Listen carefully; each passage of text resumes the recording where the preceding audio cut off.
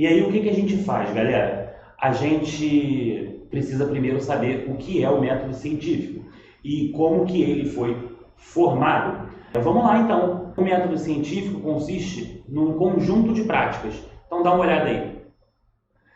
Primeiro a gente tem um fenômeno, por exemplo, a proliferação do vírus, né, do coronavírus na China, tá? Eles vão observar esse fato junto com algum conhecimento prévio. Claro, qual o conhecimento prévio que eles tinham? De reprodução do vírus e de outras pandemias. A gente tem modelos matemáticos para essas pandemias.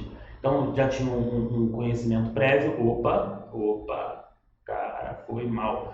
Então eles tinham esse conhecimento prévio que entraram aqui. E aí vai para uma explicação inicial. A partir dessa explicação, a gente vai fazer vários testes. A gente vai fazer experimentos, e esses experimentos têm que ser capazes de explicar. Se ele não for capaz, ele é rejeitado e volta para o experimento. Enquanto ele for rejeitado, eu estou voltando aqui, ó, beleza?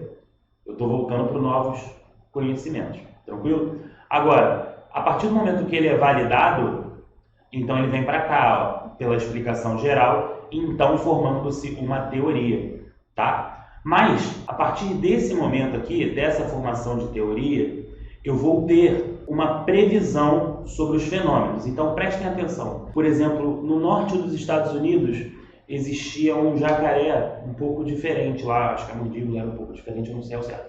Mas existia esse jacaré. E aí os cientistas falaram assim, bom, se a teoria da evolução é verdadeira, é provável que a gente ache um fóssil de um animal semelhante a esse, só que ao invés de patas nadadeiras.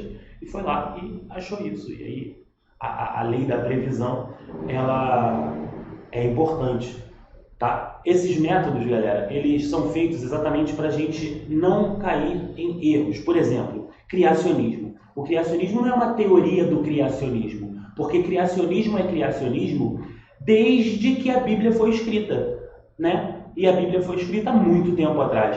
Então, o criacionismo ele não está sendo colocado à prova. Toda teoria é colocada à prova. Então, toda teoria é efêmera. O que eu quero dizer com efêmero?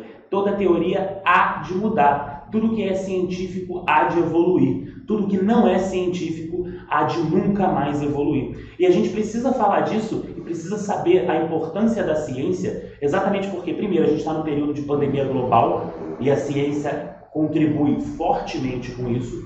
E segundo, a gente tem vivido tempos em que os nossos governantes não respeitam a nossa ciência. E não é só aqui no Brasil não, tá? Isso é um fenômeno global, o anticientificismo. O que é isso? É descredenciar a ciência, falar a ciência é uma merda, a ciência não vale, né? E isso a gente teve bem claro no Brasil no início do ano passado, quando o presidente do INPE divulgou as imagens de satélite e falou que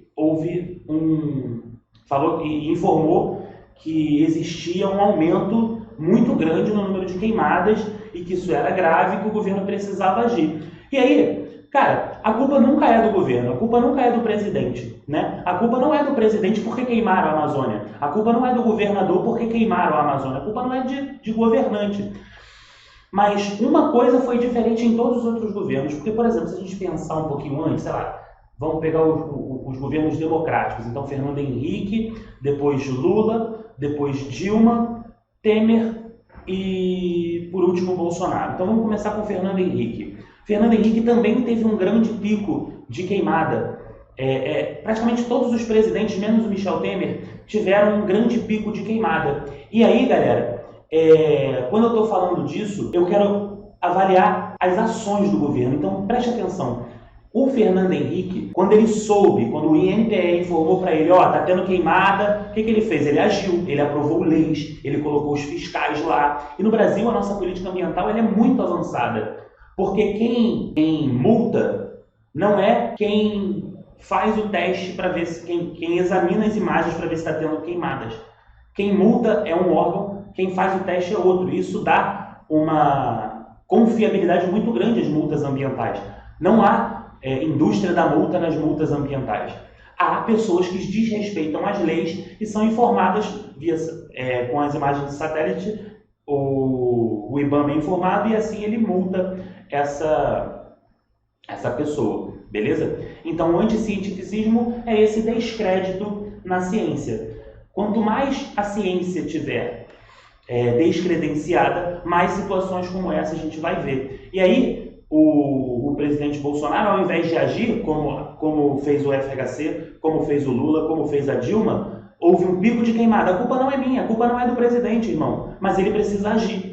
E todos os outros presidentes agiram, tanto o Fernando Henrique, quanto Lula, quanto Dilma. Eles agiram quando tiveram que agir. O Bolsonaro, ao invés de assumir e falar assim, deu merda mesmo, eu preciso fazer o quê? Eu preciso aprovar lei, eu preciso colocar o bombeiro para apagar o fogo, eu preciso fazer o quê? Não, ele não fez nada. Ele simplesmente falou, isso aí é mentira. Cara, como que você chama um pesquisador renomado mundialmente por sua pesquisa, ele era presidente do Instituto Nacional de Pesquisas Espaciais, e tu chama ele de mentiroso? Você tem noção da quebra de reputação que esse cientista teve perante o mundo? Era um cientista mundialmente conhecido, não era qualquer um. Mesmo que fosse qualquer um, se é dado científico, tá? Ele sempre pode ser questionado, mas daí a falar que é mentira a publicação dele em artigo científico, a gente está confundindo um pouco as coisas. O jornal, ele pode e deve ter um lado, inclusive tem, porque ele vende anúncio. Então, qualquer matéria de jornal, qualquer matéria que você tenha que você leia aí da Folha de São Paulo, do Globo.com, enfim, do antagonista não, que eu não vou chamar aquilo de jornalismo, mas do The Intercept, eles vendem anúncios, eles têm patrocinadores, então eles representam alguém e eles podem e deverão fazer isso.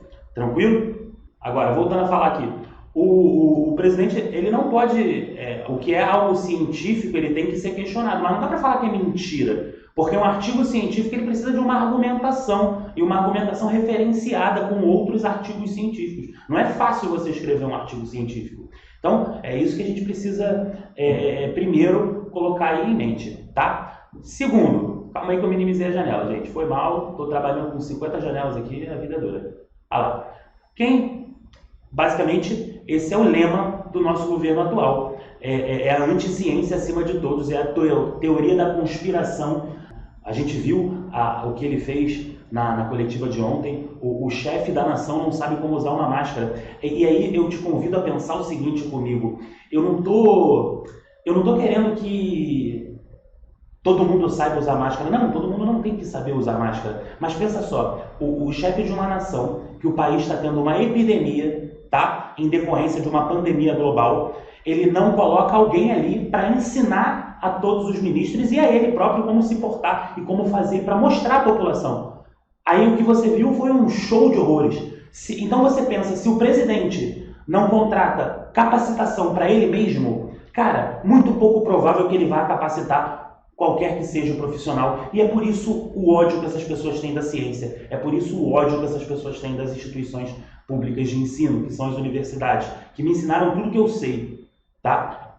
Tudo que eu sei eu aprendi na universidade, não foi usando droga, não foi plantando maconha, não foi fazendo suruba, tá? Isso é importante frisar. A pesquisa ela é desenvolvida pelo serviço público no Brasil. Iniciativa privada não faz pesquisa, infelizmente. Deveria fazer, faz muito pouco, tá? Deveria fazer mais. Só que o recado disso tudo que eu falei é que quem elege governante anti-ciência fica sem cientista, galera. Quem é anti-ciência não gosta de cientista. O fato de, por exemplo, vou usar de novo o exemplo da queimada. O fato de haver queimadas, a culpa claramente não era do Bolsonaro. A culpa claramente não era da Dilma, não era do Lula, não era do FHC quando teve. Mas o que difere ele dos outros presidentes que a gente teve, que passou por uma situação semelhante, é que ele pegou um dado científico e negou na cara de pau. E isso é importante. Isso é pesado. Porque ao invés de receber o dado e falar assim, opa, está se queimando muito, vamos ter medidas para não se queimar mais. Isso é simples, a culpa não era dele. Mas enfim, são pessoas que não aceitam críticas. E críticas é fundamental para a evolução democrática e para a evolução do nosso senso de diálogo. Apesar de que quanto menos diálogo a gente tem, mais próximo de um regime fascista a gente está. Então, quando esse diálogo, quando esse elo entre uma pessoa e outra acaba, então a gente está bem próximo de um regime fascista, principalmente por não confiar em dados científicos ou em estatísticas. sobre a desculpa de que erraram não sei quando. Irmão, às vezes erra mesmo, a vida não é perfeita. Mas é importante dizer que em dados científicos não há opinião, senão corroborada por números. Tranquilo? Corroborada e ajudada. Então, eu não posso emitir uma opinião que os números me contradigam, diferente do governo, que emite uma opinião na contramão do que os números mostram. Então, isso é um pouco pesado e eu perdi um pouquinho de tempo porque eu acho que isso é fundamental para a gente trabalhar aqui.